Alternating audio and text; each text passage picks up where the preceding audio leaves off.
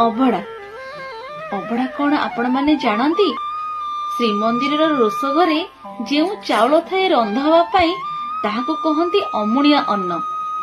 अमुणिया अन्न जेतले रंधा हो जाए ताहाको कहती अन्न। अन्न जेतले रोषघरु बाहरी आसे ताको कहती छेक। से छेक जेतले भैरवी पीठरे रहे ताहाको कहती भोग। भोग जेतले तीन ठाकुरंकु लागी हुए ताहाको कहती नैवेद्य। नैवेद्य जेतेबेले महा विमलांक पाखे लगी हुए ताहा महाप्रसाद हो जाए।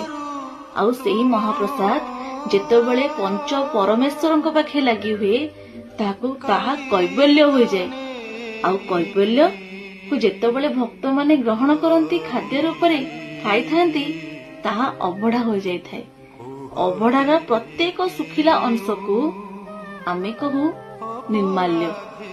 यह ही हेउची आम जगन्नाथ संस्कृतिर विचित्रता। आपण माने अभड़ा कौन जानिथिबे बोली मोर आशा।